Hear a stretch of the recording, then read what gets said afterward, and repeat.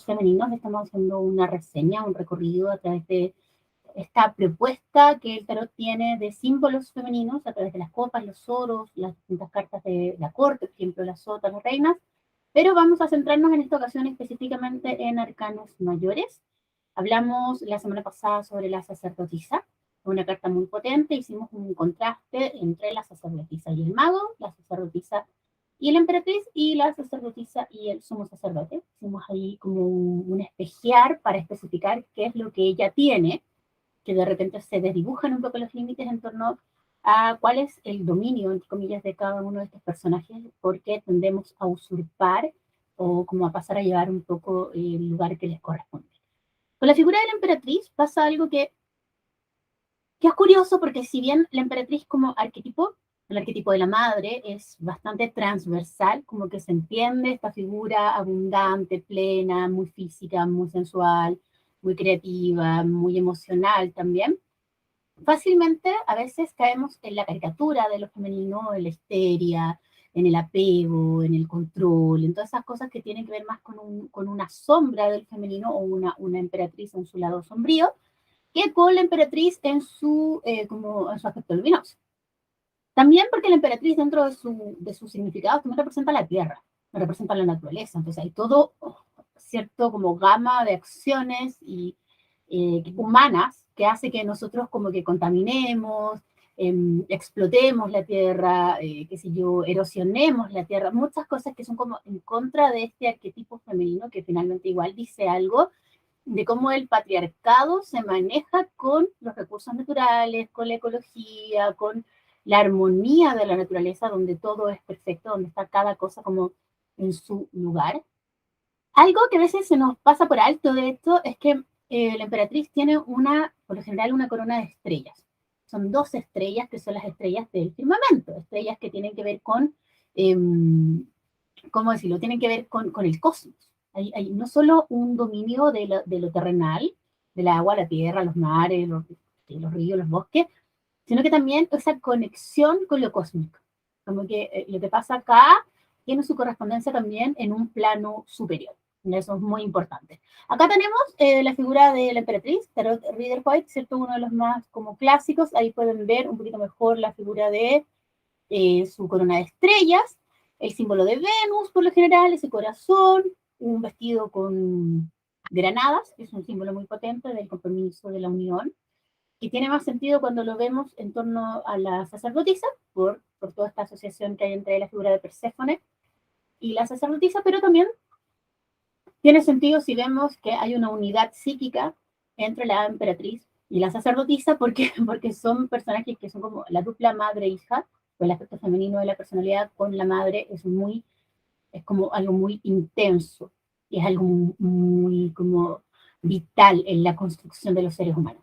En el caso de las mujeres es como bastante obvio, ¿cierto? Que la madre nos nutre, nos cuida, nos guía, no solo nos guía así como en distintas etapas de la vida, somos niñas, somos adolescentes, o somos adultas, o después somos madres, después necesitamos esa compañía a lo largo de toda la vida, sino que además nos acompaña en términos de iniciarnos, esa cosa iniciática, iniciarnos en los misterios de lo femenino. Eso en cuanto a arquetipo, porque en la vida real, una madre puede estar completamente desvitalizada, puede ser una madre infantil, puede ser una madre que no se conoce a sí misma, a la que tampoco nadie guió o cuidó u orientó a lo largo de su vida, por ende tampoco va a saber cómo guiar a un hijo o a una hija. Hablemos del hijo, porque claro, si bien el aspecto masculino de la personalidad hemos dicho que tiene que ver con el mago, y ahí la relación es directa con con el emperador, el aspecto masculino, todo lo que tiene que ver con las emociones, el cuerpo, los ciclos, lo profundo, lo psíquico, sigue siendo terreno de la emperatriz. Entonces, en el caso de los hombres, la madre también cumple una función vital. Si la madre nutre, genial. Si la madre intoxica, también vamos a tener una consecuencia tóxica, donde va a haber una persona que quizás vive sus emociones, su corporalidad, su espacio interior de una manera como compleja, condicionada, demandante, un poco eh, dependiente incluso, porque se generan ciertos vínculos de dependencia cuando la emperatriz no quiere soltar. Y madres que no sueltan a los hijos, hay muchísimas, Madres que no sueltan a las hijas, también hay muchísimas, porque es como que la madre ocupa todo el espacio. Entonces, hablábamos de la emperatriz, que la emperatriz tiene que conquistar su propio espacio psíquico, pero a veces en esta combinación con la madre no se lo permite.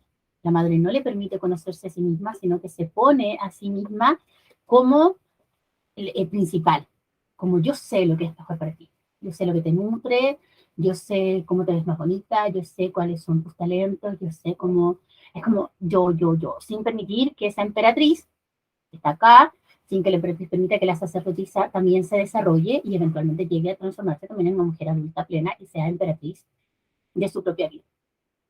Eso también pasa mucho. Mujeres que nunca terminaron de crecer porque hasta el día tienen, no sé, 60 años y la mamá les sigue diciendo que están gordas, que están feas, que, no, que no son suficientes. O sea, acuérdense que la emperatriz es la figura que tiene que ver con el desarrollo de nuestra autoestima, nuestro merecimiento, nuestro sentimiento de abundancia. Si la madre cumple su rol arquetípico, que es cuidar, nutrir, ayudar a transitar como por este misterios de lo femenino, como decíamos, vamos a crecer sanos, con un sentimiento de arraigo, de valoración, de pertenencia, un sentimiento de quizás de que yo merezco, de que mis necesidades son importantes, que hubo ahí una figura, por eso esta figura es tan plena, ¿no? Hubo ahí una figura que estuvo para mí, para resolver cada una de mis etapas.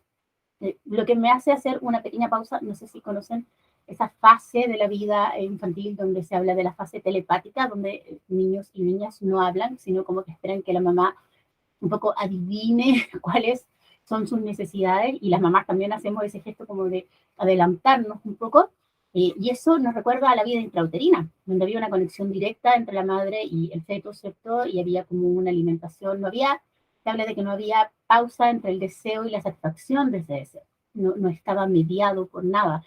Cuando nacemos, estamos fuera del cuerpo de la madre, tenemos en algún momento que llorar o que pedir o que hacer algún gesto para que la madre nos vea y nos satisfaga, ¿cierto? Con nuestras necesidades, pero hay también un intento de la madre en los primeros meses y años de vida en estar siempre ahí como disponible, y eso también hace que el desarrollo del lenguaje sea complejo. Se dice que las mujeres aprendemos a hablar antes porque traducimos nuestras necesidades, ¿cierto? Sin embargo, los hombres se demoran un poco más en hablar porque todavía tienen ese apego a la madre, donde creen que la madre, como que yo digo, y la mamá sabe que es agua, o que es comida, o que es caca. O sea, hay como un tema que se habla mucho de eso, bueno, en psicoanálisis se habla mucho de esa desfase en el desarrollo del lenguaje, porque el hijo no quiere soltar el cuerpo de la madre. El cuerpo de la madre que le provee todo el bienestar, le provee toda la satisfacción que necesita. Ahora, al igual que en la clase anterior, vamos a hacer una comparación entre la emperatriz y distintas cartas. Tenemos acá la carta de la sacerdotisa, ya la habíamos mostrado, ¿cierto? Clase 1, que también tiene estas granadas, ¿cierto? No vamos a profundizar tanto en el simbolismo de este tarot, porque estas pequeñas cápsulas no tienen que ver tanto con el simbolismo de las cartas, sino con el arquetipo en sí. Pero para quienes quieran profundizar, fíjense siempre en estas dos columnas, ¿cierto? La B, la J corresponden, bueno, a la tradición hebrea, la luna creciente, el libro que ya tienen, ¿cierto? Que dice Torá, ¿cierto? Eh, las granadas, que las vamos a encontrar en el mito de Perséfone y Demeter, son símbolos que son importantes, pero decíamos que la sacerdotisa está adentro, buscándose, conociéndose, explorándose, aprendiendo a nombrar el misterio de lo femenino, apropiándose de su propio cuerpo, de sus propios procesos, de sus propios deseos, y la emperatriz está acompañándola.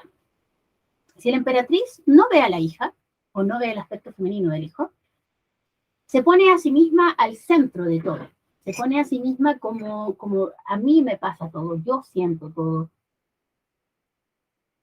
Es como una constante demanda de afecto.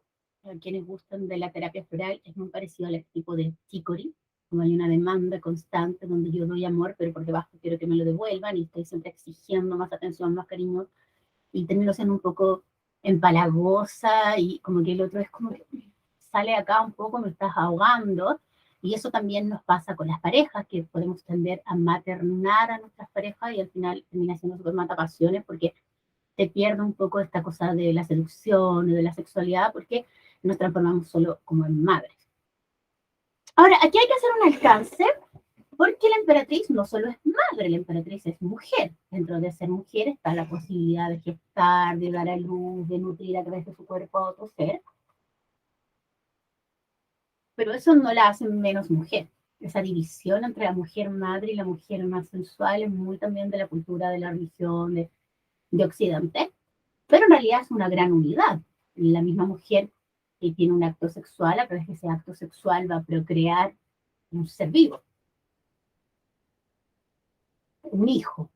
Entonces es como que finalmente el concepto que yo siento que mejor define a la emperatriz es como el concepto de hembra de la especie humana, así como existe la hembra de todas las especies, a menos que fueran como organismos que se reproducen de otra manera.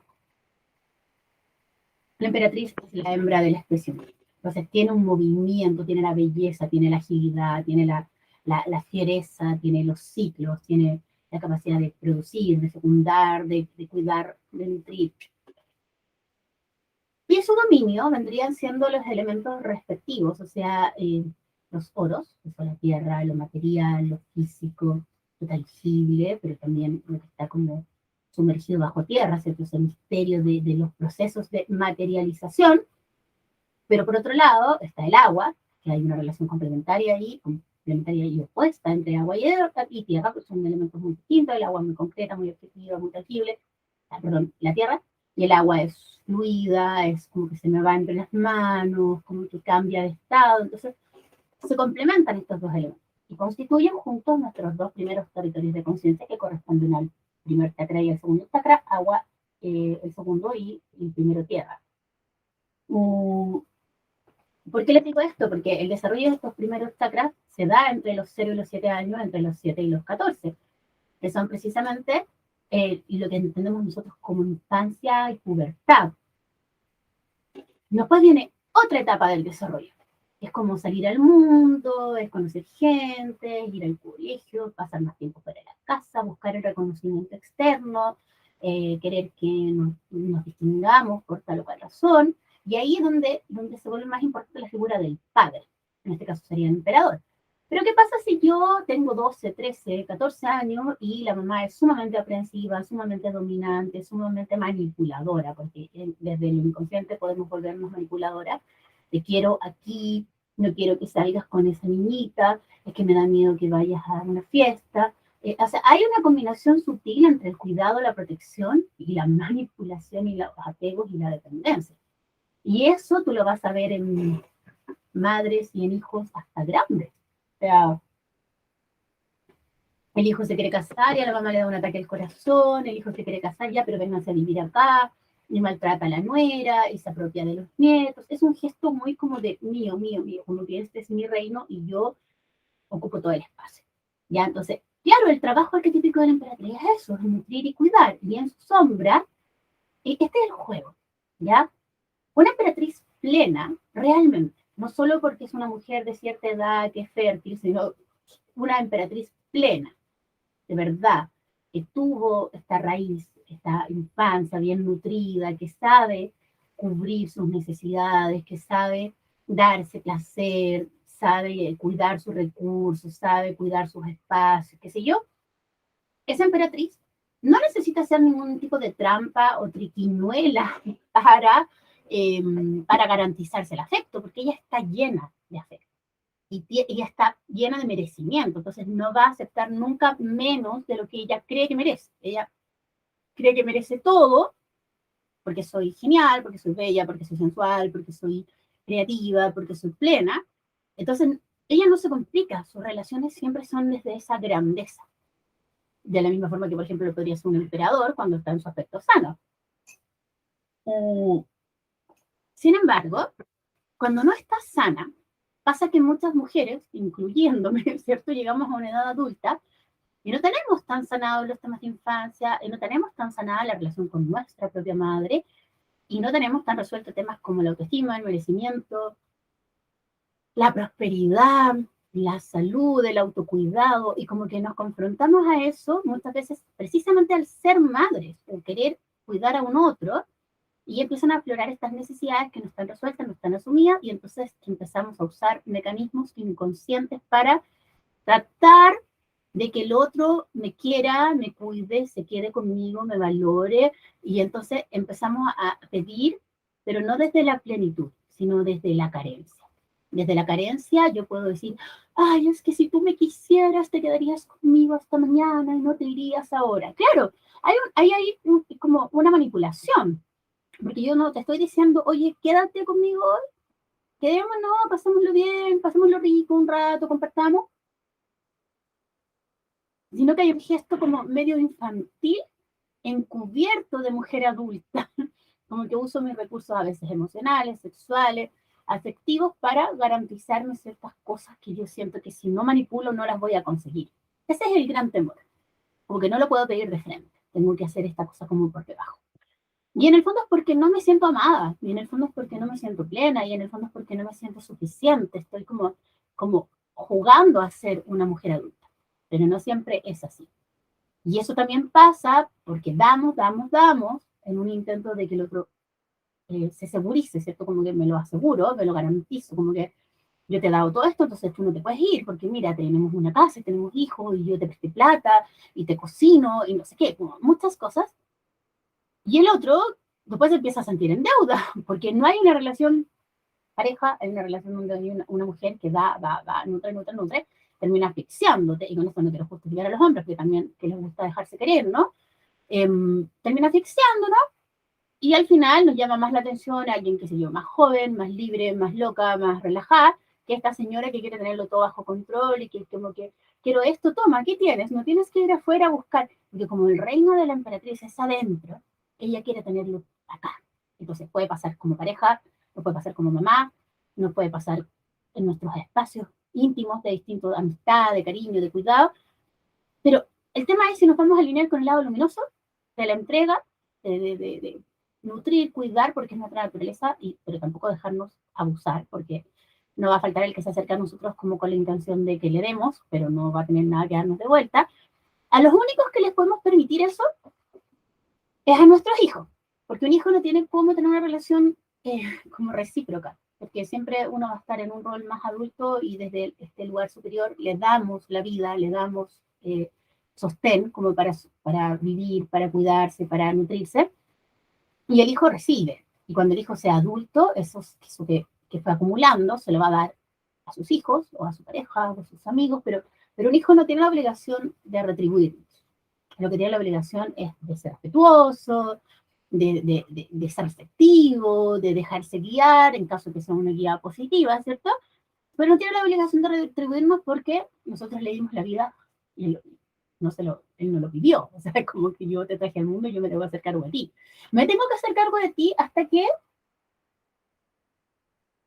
tengas edad suficiente para ser un adulto y hacerte cargo de ti mismo. Ya, o sea, pasa mucho, por ejemplo, personas que se separan y donde vuelven a la casa de la mamá.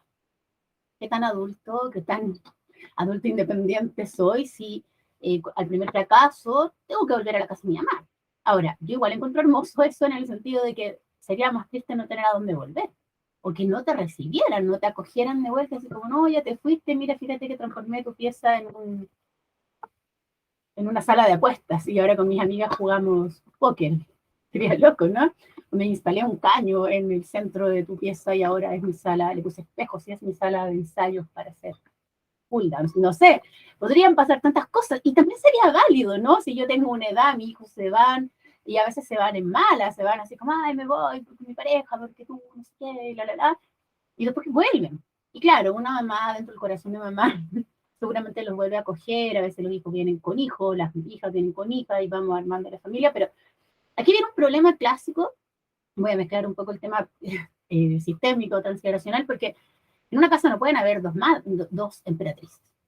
Esta es mi casa, yo soy la emperatriz, y el día que yo tenga, no sé, una hija que quiera ser dueña de su propia vida, de decidir qué se come, cómo se ordena, de qué color se pintan las paredes, cómo se lava la ropa, va a tener que ser dentro de su espacio. Y claro, no significa que mientras yo estoy a cargo esto es una dictadura y yo decido todo. Seguramente hay un diálogo y le digo, hija, ¿te parece si no sé qué, comemos un día tal cosa? Oye, podríamos hacer tal cambio. Pero yo estoy a cargo. Yo pago las cuentas, yo sostengo el hogar, yo preparo el alimento, independiente que un hijo pueda saber cocinar, por ejemplo, y un día pueda calentarse la comida solo, o pueda ayudarte en distintas labores, la que está a cargo soy yo. Entonces, a veces se dificulta un poco, por ejemplo, cuando vives con un suegro, la crianza, porque ¿quién manda, no?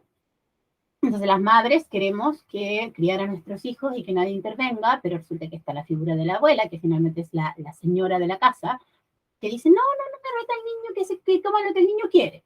No lo podemos obligar. Y uno dice, chuta, pero esta señora es mi hijo, yo quiero educarlo. Claro, pero es que no estás en tu territorio. Es un tema de lógica. No, no estoy diciendo si es correcto o no es correcto. Es un tema energético, incluso. Es como que hubieran dos machos alfa en una misma casa. Van a terminar pegándose, porque así funciona la naturaleza. Y nosotros somos naturaleza. Entonces, la madre nutre hasta que nosotros somos capaces de hacernos responsables de nosotros mismos. Y para eso existe una carta que vamos a mostrar a continuación, pero quiero hacer un pequeño alcance. El tarot que estoy usando es una, ¿cómo decirlo? Para mí este es un tarot que es muy bonito, tiene mucho valor histórico, pero que tiene un sacrilegio, ¿ya? El autor de este tarot, ya un caballero muy intelectual, muy de la época, había la época del ocultismo, ¿cierto? Tuvo la intención de ser como súper, súper, súper original en su creación. Bueno, no es 100% suya, porque las imágenes las mandó a pintar, o sea que aquí está detrás el arte de una mujer que hizo la ilustración. Él como que tiene el concepto, ¿no? Y en este deseo de ser súper, súper, súper original, lo que hizo fue como ilustrar los arcanos menores, que son cartas que hasta esa época, 1900, no habían sido ilustrados. ¿Por qué? Porque los arcanos menores se caracterizan por tener un color de fondo, que puede ser el azul, el amarillo, el verde o el rojo, dependiendo del elemento, y por replicar dentro del espacio la cantidad correspondiente a cada elemento. O sea, si es un as, hay un elemento, si son dos elementos, si son tres, y así sucesivamente. Y la forma en que estos elementos se distribuyen en el espacio también tiene una lógica. Si se cruzan, si se oponen, si están uno frente al otro. O sea, es cosa de ver, por ejemplo, un tarot como el de Marsella, que tiene esta cualidad como medieval. ¿Y eso por qué existe? Existe porque cuando tú traduces una carta en un concepto, en una imagen que a ti te parece que representa, por ejemplo, el amor, lamentablemente tú estás limitando el potencial simbólico de la carta porque lo estás fijando en una carta. Por ejemplo, acá yo tengo el mazo, entonces ya yo dibujo qué sé yo, voy a buscar cualquiera, ya dibujo las clásicas cartas de copas, me gustan a mí, porque siento que ahí es como que a mucha gente se le mueve la tecla del romanticismo. Por ejemplo, ya, pongo esta carta que es como súper dolorosa, el 5 de copas, parece como que las copas se derramaron, ¿cierto? Y dos copas en pie, no hay nadie, la persona está envuelta en su capa, está como en sí misma. Pero esto a muchas personas les induce una imagen de dolor, de desencanto, de decepción. Entonces, el objetivo no es dejarnos guiar por la imagen, sino que entendamos qué simboliza el 5, qué simbolizan las copas, qué simboliza la combinación del 5 y las copas, y en base a eso, ¿cuál es el mensaje? Y después ponemos el color, la forma, distintos detalles. Una imagen como esta nos hace saltarnos estos códigos intrínsecos del tarot, nos hacen saltarnos el 1, el 2, el 3, el 4, el 5, 6, todo lo que es como el ABC del tarot. Y muchas personas no saben leer el tarot, pero dicen, oh, es que yo veo que vas a estar muy triste. Entonces, mi gran problema con este mazo es ese. Es que introdujo un cambio que a lo largo del tiempo ha creado malos lectores.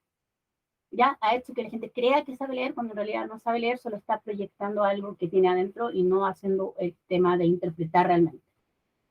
Y el segundo atentado de este tarot, y que me parece terrible, porque en el mundo existen millones de mazos y por lo menos un tercio de esos millones de mazos siguen este modelo. Entonces, es un daño que es exponencial y que yo cada vez que puedo lo expongo, ¿ya?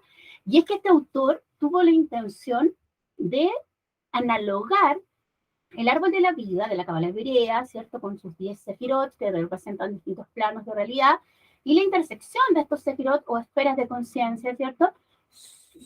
Se llaman como senderos, caminos de vida, y son 22. Cada conexión, si buscan árbol de la vida, van a encontrar ahí como un dibujito. Y cada conexión, no quiero alejarme mucho del tema original, pero son 22, y él lo que hizo fue analogar, ya, esta conexión de este le va a poner el 1, la conexión de este con este le va a poner el 2, este otro con este otro le va a poner el 5, porque los conceptos parecían, o sea, entre el 1 y el 2 está la sabiduría, la belleza, pongamos este acá. Hizo como un esquema. Donde yo estoy en desacuerdo es que él, para hacer cuadrar su esquema, tuvo que forzar la teoría. Como no podía ir a modificar el árbol de la vida, porque tenía siglos de tradición, y está el tema religioso de fondo, ¿no? Los judíos tienen su propia cosmovisión y todo. Él no encontró nada mejor que tomar la carta de la fuerza, cambiarle el número, tomar la carta de la justicia y cambiarle el número. A su antojo, sin ninguna lógica, sin pasando por alto que el tarot tenía siglos de tradición también, y él pasó a la historia como alguien que creó un mazo que se hizo muy popular, por lo que les digo, de que parece que es fácil de leer, porque los monitos son más amables al lector, pero detrás de eso fácil también están las falencias de alguien que no sabe leer, que no tiene idea qué es lo que realmente dice ahí, sino que se está guiando por los dibujos. Y cometió este error, para mí imperdonable, ese caballero se debe estar pudriendo en el infierno, no sé, debe estar reencarnado en cualquier cosa, de invertir estas cartas. Entonces, siempre que nos encontremos con la justicia, con un número 11, olvídalo. La justicia siempre va a ser un 8, porque la resonancia del 8 es lo que tiene que ver con la justicia, el ordenamiento cósmico, la causa y el efecto, las leyes universales, el equilibrio, o sea, no hay forma que sea un 11. Siempre que nos encontremos con la fuerza es un 11 porque el 11 representa el simbolismo de mi personalidad versus mi espíritu, la búsqueda de integración, el autoconocimiento a través de espejearme en mi lado espiritual y en mi lado mundano, y porque la fuerza es la primera carta del segundo ciclo de arcanos mayores, por ende, tiene que abrir el ciclo con el 11. Si tú cambias y pones la fuerza después del carro, no tiene sentido. Si tú pones la justicia antes del colgado o la justicia después de la rueda de la fortuna, no tiene ningún sentido. Entonces, pervertir una teoría que era perfecta y orgánica en sí misma e inducir error a generaciones y generaciones de estudiantes, de alumnos, de intérpretes, me parece un absurdo. ¿Ya? Eso es un alcance. ¿Por qué estoy haciendo este alcance? Porque la justicia, al ser el 8, ¿ya? Olvidémonos del 11, por favor. Yo siempre que hago una entrevista para poder decidir si tomo un alumno o no, considero que este tipo de cosas son básicas. Gente que defiende, así como con capa y espada, no, es que la justicia es el 11 y no tienen idea del tarot, de la historia del tarot, del surgimiento de este mazo, de lo que hay detrás de estas ilustraciones. Entonces, no me puedo tomar en serio a alguien que no sabe lo básico. Ya, quizás suene pesado, pero la tradición cabalística es muy importante para los estudiosos del tarot. Y puede que a usted no le guste particularmente la historia, pero hay cosas que uno tiene que saber igual. La justicia es un arquetipo femenino, pero está en el otro lado de la emperatriz. Son como los dos arquetipos femeninos que se complementan y se oponen. Porque si bien la emperatriz nos da, ¿cierto? Nos entrega como nutrición, cuidado, cariño, es muy física, es muy emocional, es muy alimentos, muy cuidados, muy nutrición. La justicia es un arquetipo más abstracto, más mental, más valórico, más abstracto en el sentido de decir lo que les decía recién, hacerse responsable. Tus actos tienen consecuencias. Tus actos tienen un efecto en un otro, en la vida. No puedes ir conduciendo 200 por hora y atropellar a alguien y creer que eso no va a tener una consecuencia. Tiene que haber una justicia humana, divina, cósmica, karmática, pero tiene que haber una justicia. La emperatriz no habla de estas cosas. La emperatriz como que dice, ay, pero es que el niño se equivocó, ¿cómo va a ir a la cárcel? Como que una emperatriz podría crear perfectamente un monstruo que no se hace cargo de las consecuencias de sus actos. De hecho, el otro día hablando con un amigo de mi hija, yo le decía que está comprobado que la mayoría de los psicópatas, sobre todo cuando hay mucha misoginia en sus crímenes, es porque tienen una herida con esta madre invasiva, esta madre castradora, esta madre dominante, que ocupó todo el espacio y entonces generan esta como odio hacia lo femenino y después lo representan a través de sus crímenes o de sus aberraciones que cometen. El concepto de castrador es curioso, Porque la madre como emperatriz puede castrar a través de este exceso de afecto donde no te dejo crecer y te sofoco con mi amor y siempre eres un niño que tiene que recibir mi cariño y voy a tu casa y me dais 40 platos de comida y me laváis los calcetines y te enojáis y no sé, ay mi amor, es que no me llamó, que no sé qué, como demanda constante de afecto y de atención. O puede ser castradora en el sentido de la justicia, que es como es que eres malo, es que no lo haces nada bien, es que tú, si tú fueras una persona inteligente, tú harías cosas, es como que te disminuye, pero te disminuye desde otro lugar, desde el lugar del juicio, de la crítica, del castigo, ¿ya? Porque siempre que hay juicio hay un veredicto y tú vas a ser encontrado culpable o inocente, o te vas a tener que hacer cargo de tus actos, y va a haber un castigo o una consecuencia. Ya, por eso no hablamos tanto de culpa, sino que hablamos de responsabilidad. Y aquí se genera otro contraste entre la justicia, olvidémonos del 11, siempre pongámosle el 8, ¿cierto? La justicia y la emperatriz. Ya la emperatriz como está en nutrición más emocional, la justicia hace la contraparte, decir, yo te amo, yo te cuido, pero quiero que seas la mejor versión de ti mismo. Quiero que seas la mejor versión de ti mismo. Si hay que levantarse temprano, te levantas temprano. Si hay que cumplir, se cumple. Si hay que sacarse buenas notas, te sacas buenas notas. Si hay que ir y venir, se hace. Y si quieres ir a la fiesta, tienes que ordenar tu habitación. Y si quieres dinero el fin de semana, tienes que sacar al gato, no sé. Como que la justicia te asigna una responsabilidad. Porque si la justicia, el carro, que es la carta que viene antes, en el 7, se desbordaría. O sea, su autoimportancia, su vehemencia, esta como velocidad con la que se mueve, pensando que voy solo, que puedo pasar a llevar a cualquiera, que es como la sombra del carro, ¿cierto? No habría quien le pusiera límites. Entonces, ¿quién le pone límites a un hijo? Es este lado valórico, que te enseña las consecuencias de tus actos. Entonces, muchos hombres también tienen un rollo, mujeres también, con esta madre tan dura, tan juzgadora, tan como exigente. Pero la verdad es que para tener un equilibrio psíquico se necesitan ambas figuras. Si bien son distintas, trabajan como por lo mismo, ya solo que de distintas veredas. Otra carta, que creo que es la que voy a cerrar hoy día para poder contrastar de alguna manera, es la carta del emperador. Sin duda la carta del emperador, ¿cierto? Emperatriz. A mí me gusta esta carta porque siento que nos resalta algo muy importante del tarot, y es que ningún personaje tiene más dignidad que otro. Hay un rey y una reina, hay una emperatriz y un emperador, hay una sacerdotisa y un sacerdote, o sea, no es como que tengan que ir a usurpar el territorio del otro, pero aún así estamos en una época patriarcal, entonces hay los valores del padre están por sobre los de la madre, porque si no estaríamos en una época matriarcal, ¿cierto? Y, y hay una cierta desvaloración, no, desvalorización, perdón, y un cierto odio, siento yo, hacia lo femenino. Ese es mi sentir. Podríamos decir desvalorización solamente, un desprecio hacia lo femenino, hacia la maternidad, hacia el cuerpo, hacia las necesidades corporales, hacia el tema emocional, hacia la expresión emocional.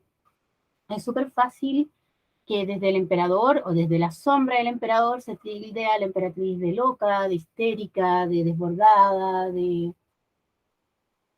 como, ocúpate de tus cosas de mujer que están allá, en la casa, cuida a los niños, aseo, lava la loza, pero no me molestes en mis asuntos de hombre, que son asuntos del mundo, asuntos de hombres, como negocios y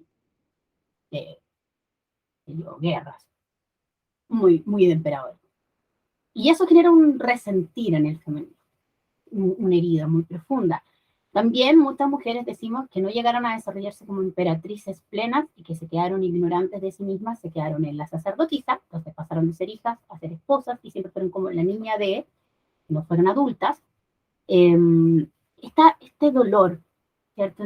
También en los hijos, ¿no? De cómo toma al padre con estos valores, con esta cosa cuadrada, controlada, estructurada, que no necesariamente va a ser negativa, pero cuando está en su lado sombrío, que es la mayor parte de las veces, puede ser súper opresivo.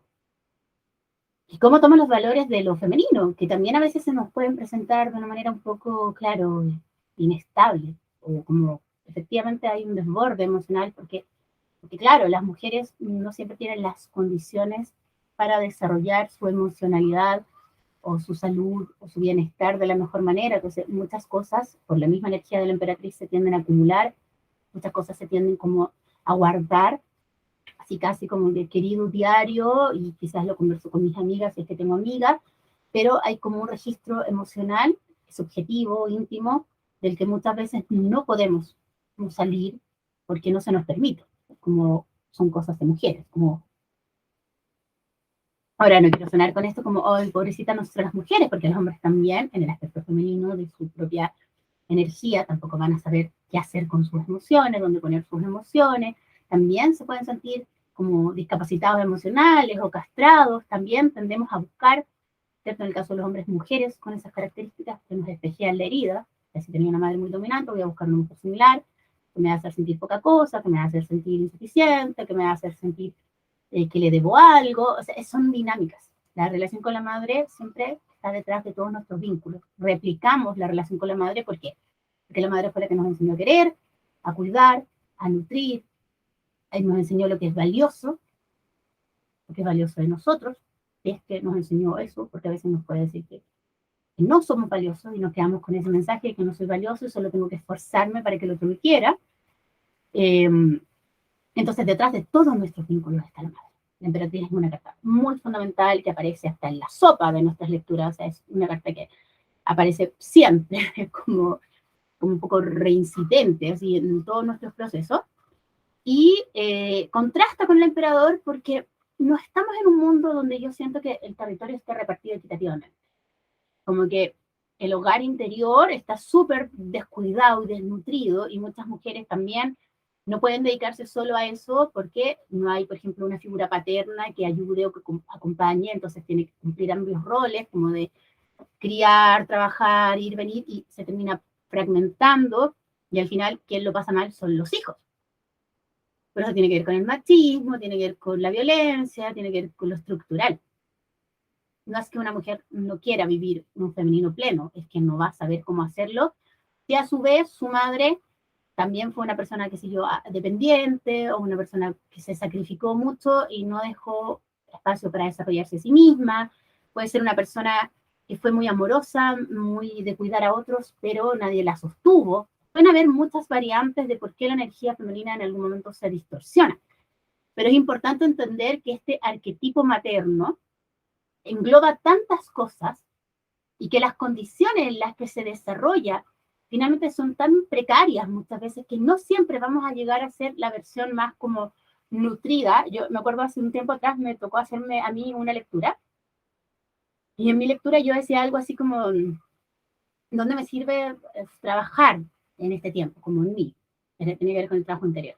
Y me salía la emperatriz, y yo lo tomé como bien, porque sentí que era como nutrirme, cuidarme, enraizarme, llegar a ser una versión plena y como nutrida de mí misma para poder cuidar de mi familia, sostener mi hogar, acompañar, nutrir a otros, y no el día que yo quiera, por ejemplo, un emperador en mi vida, no estar desde el lugar de la niña carente que no se conoce a sí misma, no estar en el lugar del adolescente que está probando, que está buscando, sino estar en el lugar de una mujer que puede como equipararse energéticamente, ¿ya? Entonces, eso es lo que les puedo compartir en relación a este arquetipo.